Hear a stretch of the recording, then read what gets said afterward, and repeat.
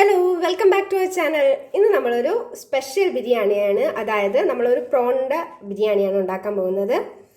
അപ്പം നമുക്ക് നേരെ വീഡിയോയിലോട്ട് പോവാം.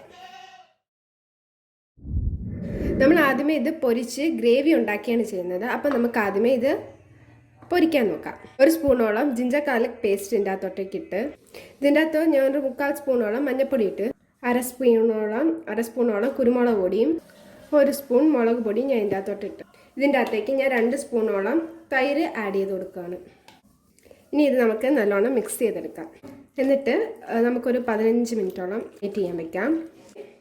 നമുക്ക് ഈ ബിരിയാണിയിൽ ഞാൻ സോയ ചങ്ക്സും കൂടെ ആഡ് ചെയ്യുകയാണ്. അതായത് നമുക്ക് കുറച്ചും കൂടി ഗ്രേവി ഇട്ടാനും നല്ലൊരു ടേസ്റ്റിനും കൂടെ ആയിട്ട് ഞാൻ കൂടെ ചേർക്കുന്നത്. അതിൻ്റെ കൂട്ടത്തിൽ കുറച്ച് ഉപ്പും കൂടെ ചേർക്കാം, കുറച്ച് കറിവേപ്പിലയും കൂടെ ഇട്ട് നമുക്ക് 15 മിനിറ്റ് കാത്തിരിക്കാം. ഇത് നമ്മൾ സോയ ചങ്ക്സ് ഇവിടെ എടുത്തിട്ടുണ്ട്. ഒരു അരമണിക്കൂർ ഞാൻ ചൂടുവെള്ളത്തിൽ കൊത്തിയിട്ട് വച്ചിരിക്കുകയാണ്. ഇതേപോലെ പ്രോൺ ചെയ്ത അതേ രീതിയിൽ തന്നെയാണ് ഞാൻ ഇത് ചെയ്യുന്നത്. ഇതൊരു 100 ഗ്രാം അല്ലെങ്കിൽ അതിന് കുറവ് അത്രയും ഞാൻ എടുത്തിട്ടുള്ളൂ. അപ്പോൾ നമുക്ക് ഇതേപോലെ പ്രോൺ ചെയ്ത പോലെ നമുക്ക് ഇതും കൂടി ചെയ്തെടുക്കാം.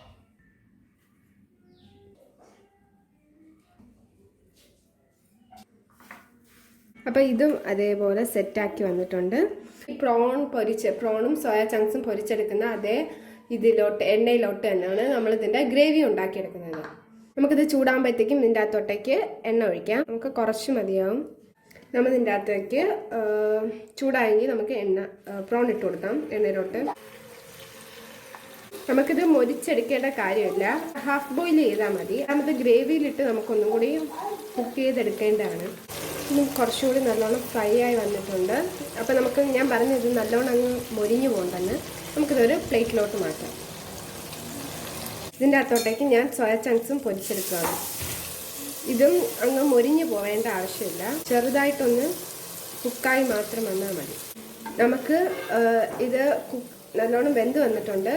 അപ്പം നമുക്ക് ഇത് മൊരിയാൻ നിൽക്കാതെ നമുക്കിതൊരു പാത്രത്തിലോട്ട് മാറ്റാം. ചോറ് വെക്കാൻ പോവുകയാണ്. പാത്രം ചൂടാകുമ്പോഴത്തേക്കും ഞാൻ ഇതിൻ്റെ അകത്തോട്ടേക്ക് നെയ്യ് ഇടുന്നുണ്ട്, 4 സ്പൂണോളം. അതേ എമൗണ്ടിൽ ഞാൻ കുറച്ച് സൺഫ്ലവർ ഓയിൽ ഒഴിച്ചു കൊടുക്കുന്നുണ്ട്. ഇതിൻ്റെ അകത്തോട്ടേക്ക് ഞാൻ ഗരം മസാല, ഗ്രാമ്പു, പട്ട അങ്ങനത്തെ സാധനങ്ങൾ, ആവശ്യമുള്ള സാധനങ്ങളൊക്കെ ഇടുകയാണ്. എനിക്കത് ഭയങ്കരമായിട്ട് ഇഷ്ടമല്ല, അതുകൊണ്ട് ഞാൻ കുറച്ചേ ഇടുന്നുള്ളൂ. ഒരു പിടിയോളം ഞാൻ സവോള ഇടുകയാണ്.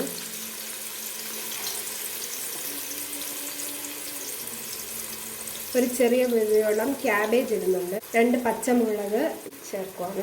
അപ്പോഴേക്ക് ഞാൻ ഒരു ക്യാരറ്റ് അരിഞ്ഞത് ചേർത്ത് കൊടുക്കുകയാണ്. ഇഷ്ടപ്പെട്ട വെജിറ്റബിൾസ് എല്ലാം ആഡ് ചെയ്യാൻ കേട്ടോ വരാൻ. ഇതിൻ്റെ അകത്ത് ഞാൻ കഴുകി ഊറ്റി വെച്ചിരിക്കുന്ന ബസ്മതി റൈസ് ആഡ് ചെയ്ത് കൊടുക്കുകയാണ്.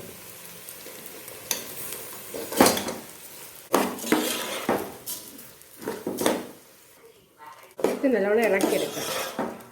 അപ്പം ഇത് നമ്മളെ ചോറ് ഒട്ടിപ്പിടിക്കാതിരിക്കാൻ വേണ്ടി ഇനി നമുക്ക് ഇതിൻ്റെ അകത്തോട്ട് ആവശ്യത്തിന് വെള്ളം ഒഴിച്ച് കൊടുക്കാം. ഇതിൻ്റെ അകത്തോട്ടേക്ക് ഞാൻ 3 ഗ്ലാസ് അരിയാണ് എടുത്തത്. അപ്പം അതിൻ്റെ ഇരട്ടി, അതായത് 6 ഗ്ലാസോളം ഞാൻ വെള്ളം ഒഴിച്ചു. ഇതിൻ്റെ അകത്തേക്ക് ആവശ്യത്തിന് ഉപ്പിടുക. ഇതിൻ്റെ അകത്തേക്ക് ഞാൻ ഒരു നാരങ്ങയും കൂടെ, ഓപ്ഷണലാണ് കേട്ടോ, ഇടുന്നതാണ്. ഇനി ഇത് നമുക്ക് വേവിക്കാൻ വെക്കാം. അപ്പോൾ ഇത് നമുക്ക് പരുവത്തിന് വന്നിട്ടുണ്ട്. അപ്പോഴത്തേക്ക് നമുക്കിത് വറ്റുമ്പോഴത്തേക്ക് ഓഫാക്കാം. നമ്മൾ നേരത്തെ പൊരിച്ച എണ്ണ എടുത്ത് അതിൻ്റെ അകത്ത് കുറച്ചും കൂടി എണ്ണ ഒഴിച്ചിട്ട് നമുക്ക് ഗ്രേവി ഉണ്ടാക്കാം. നമുക്ക് ഇതിൻ്റെ അകത്തോട്ടേക്ക് കുറച്ചും കൂടി ഓയിൽ ഒഴിക്കാം. ഇതിൻ്റെ അകത്തോട്ടേക്ക് നമുക്ക് ജിഞ്ചർ ഗാർലിക് പേസ്റ്റ് ഒരു 2 സ്പൂണോളം ഇടാം. ഇതിൻ്റെ അകത്തോട്ടേക്ക് നമുക്ക് സവോള ഇടാം. എന്നിട്ട് നമുക്കിത് വഴറ്റിയെടുക്കണം.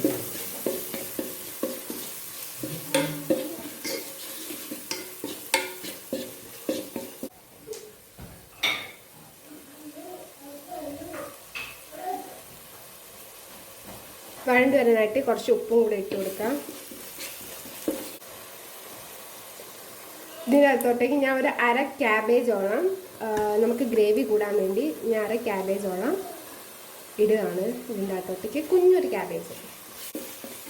അപ്പം ഇതിന് ഒരു ടേസ്റ്റ് വ്യത്യാസം ഈ ക്യാബേജ് ഇട്ടെന്നും പറഞ്ഞ് കാണത്തേ ഇല്ല.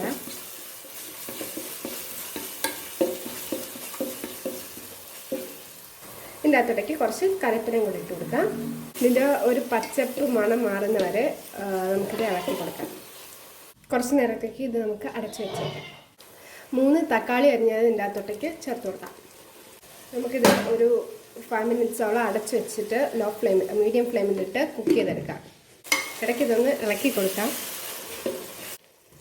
1 സ്പൂണോളം ഞാൻ പൊടിച്ച് വെച്ച മസാലക്കൂട്ട് ആഡ് ചെയ്ത് കൊടുക്കുകയാണ്. 1 സ്പൂണോളം മഞ്ഞൾപ്പൊടി, 1/4 സ്പൂണോളം മല്ലിപ്പൊടി, 3/4 സ്പൂണോളം കുരുമുളക് പൊടി, 1 സ്പൂണോളം മുളക് പൊടി. ലോ ഫ്ലെയിമിലിട്ടിട്ട് വേണം എപ്പോഴും മസാലകൾ ആഡ് ചെയ്യാൻ. ഇതുപോലെ ചിക്കൻ ക്യൂബ്സ് കിട്ടും. ഞാൻ ഇതിൻ്റെ അകത്ത് ഓപ്ഷണലാണ് കേട്ടോ അത് ആഡ് ഞാൻ ഇതിൻ്റെ അകത്ത് ഒരു അരയാണ് ആഡ് ചെയ്യുന്നത്. ഇതിൻ്റെ അകത്തോട്ടേക്ക് ഞാൻ ഒരു തൈരും കൂടെ ആഡ് ചെയ്യാണ്. 2 സ്പൂണോളം 3 സ്പൂണോളം. ടേസ്റ്റ് നോക്കിയിട്ട് ഇതിന് കുറച്ച് ഉപ്പും കൂടെ ഇടാം. ഇതിൻ്റെ അകത്തോട്ടേക്ക് നമ്മൾ ഫ്രൈ ചെയ്ത് വെച്ച പ്രോൺ ഇടുക. അതിനകത്തോട്ടേക്ക് ഞാൻ ഒരു 1/2 കപ്പോളം വെള്ളം കൂടെ ആഡ് ചെയ്ത് കൊടുത്ത് എന്നിട്ട് ഇത് നമുക്ക് ഒരു 5 മിനിറ്റോളം കുക്ക് ചെയ്യാൻ വയ്ക്കാം. ഇതുപോലെ ഒന്ന് അടച്ച് വെക്കാം ഒരു മീഡിയം ഫ്ലെയിമിലിട്ട്. കറക്റ്റ് പരുവത്തിനായി വന്നിരിക്കുകയാണ്. അല്ലേ, ഒരു സ്പെഷ്യൽ മണവും സൂപ്പറാട്ടോ. എല്ലാവരും ട്രൈ ചെയ്ത് നോക്കുക. ഇഷ്ടപ്പെട്ടെങ്കിൽ ചാനലൊന്ന് സബ്സ്ക്രൈബ് ചെയ്യുക, ലൈക്ക് ചെയ്യുക. നമുക്കിനി ദമ്മിടുന്ന പരിപാടിയും കൂടെ അതോടെ നമ്മുടെ ഈ ഒരു സ്പെഷ്യൽ ബിരിയാണി ഇവിടെ റെഡി ആയിരിക്കുന്നതാണ്. നമ്മുടെ കറി ഇവിടെ സെറ്റായിട്ടുണ്ട്, ഗ്രേവി ഇവിടെ. അപ്പം ഞാൻ ഇതിൻ്റെ അകത്തോട്ടേക്ക് നിങ്ങൾക്ക് ഇത് രണ്ടും മാറ്റിയൊക്കെ ഇട്ട് ഫ്രൈഡ് റൈസും കറിയുമായിട്ട് തിന്നാം. പക്ഷേ എനിക്ക് അതിനെക്കാട്ടി ഇഷ്ടം ഇത് നമ്മൾ ദം വെച്ചിട്ട് ബിരിയാണിയൊക്കെ തിന്നുന്നതാണ് കേട്ടോ. അപ്പം ഇതിനു വേണ്ടി ഞാനിത് ഓഫാക്കിയിരിക്കുകയാണ്. ഇനി ഇതിൻ്റെ അകത്തോട്ടേക്ക് ഞാൻ വേവിച്ച് വെച്ച ഒരു ബൗളോളം ചോറ് ഇതിൻ്റെ അകത്തോട്ടേക്ക് ഇട്ട് കൊടുക്കുകയാണ്. ഇത് ഇട്ട് കൊടുക്കുന്നതെന്ന് വെച്ചാൽ നമുക്ക് ഗ്രേവി ആയിട്ട് മസാലയൊക്കെ ആയിട്ടില്ലയോ, നമുക്ക് ചിക്കൻ കിട്ടുന്ന പോലെ നമുക്കിതിൻ്റെ അകത്തും കിട്ടും. അതിന് വേണ്ടിയാണ്. ഓക്കെ, അപ്പം ദമ്മിടുമ്പോൾ ഒരു പ്രത്യേക ഭംഗിയൊക്കെ. ഓക്കെ, ഇത് നമ്മൾ സെറ്റാക്കി ഇതിനി മാറ്റാൻ പോവുകയാണ്. നമുക്ക് ദമ്മിടാൻ വേണ്ടി ഞാൻ ഇതിൻ്റെ അകത്തുനിന്ന് ചോറ് കുറച്ചായിട്ട് മാറ്റുവാണ്. അപ്പം ഇതിൻ്റെ അകത്തോട്ടേക്ക് നമ്മുടെ കറിയില്ലയോ, ഇത് നമുക്ക് ചേർത്ത് കൊടുക്കാം. റെഡി.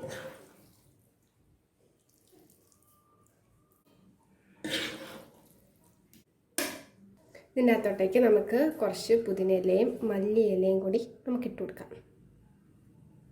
ഓക്കെ, എന്നിട്ട് നമ്മുടെ മാറ്റിവെച്ച ആ ചോറില്ലയോ അത് ഇതിൻ്റെ അകത്തോട്ടേക്ക് ഇട്ട് കൊടുക്കാം.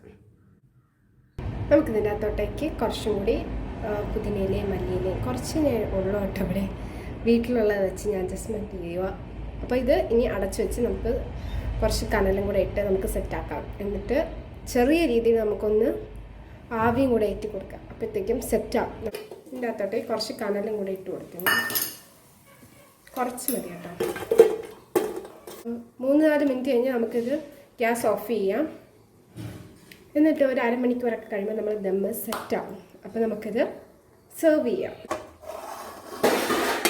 നമുക്കൊരു പ്ലേറ്റിലോട്ട് സെർവ് ചെയ്യാം.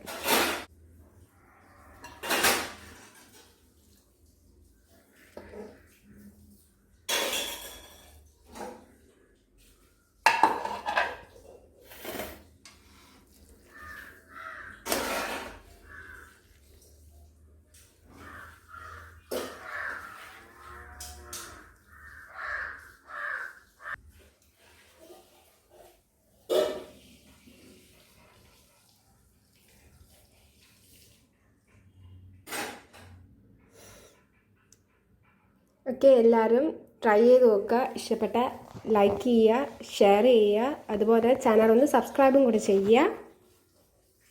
ബൈ.